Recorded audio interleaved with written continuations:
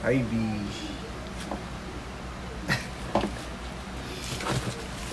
Dumating na yung package, parcel, kanina. In-order ko siya sa TikTok. IB. May dumating na package sa akin na in-order ko sa TikTok. I-unbox natin, samahan nyo ko. Yung packaging niya, sakto naman. Sana hindi sira. Maganda yung packaging. So, pagpak, maganda. So, may bubble wrap din siya. Charan, ito.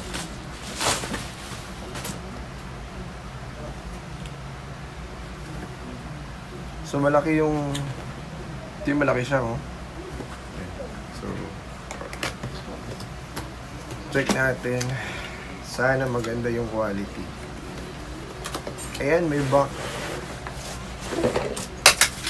Nahulog. So, ito na. Meron siyang nalagyanan. Tapos, ito yung parang sa cam. Ito yung para remote control niya. Actually, tripod yung in-order ko. Doon, mas mahal-mahal siya konti. Dun sa mga ginagamit ko. Nakita ko kasi sa TikTok and then I want to try. Yan, maganda yung bag niya, di ba?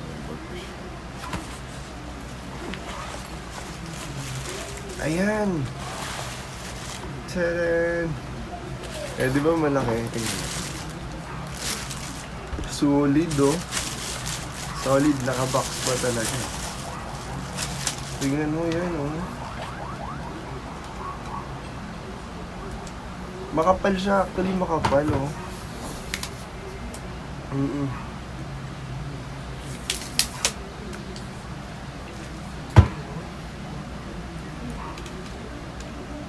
Cool.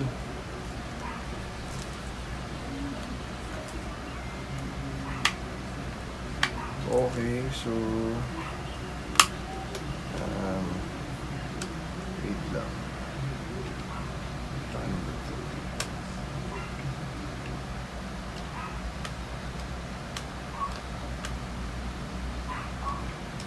Okay.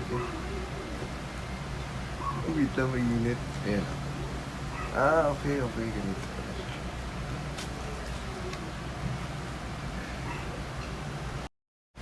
Hello, B.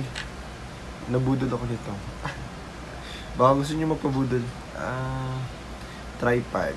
Nakikita ko siya sa TikTok and then naging interested ako kasi gusto kong i-try yung quality niya. Actually, hindi ko in-expect pero maganda. Maganda yung quality.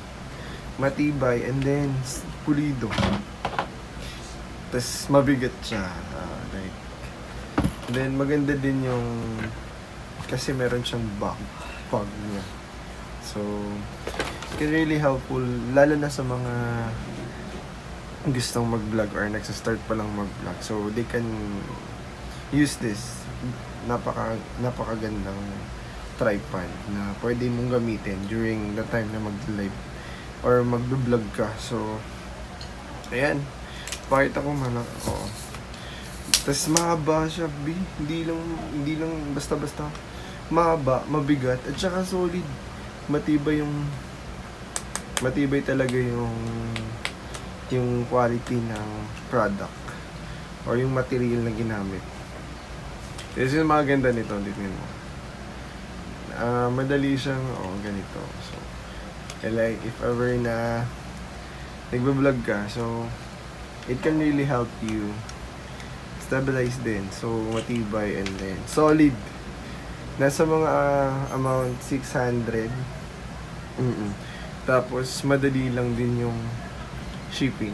Parang 4 na araw lang. Malayo kasi sa amin, so ganun. Pero siguro kung nasa Manila kayo or around Manila, mas madali. And then, so yun. Baka gusto nyo, mapabudol na din kayo. Bye-bye.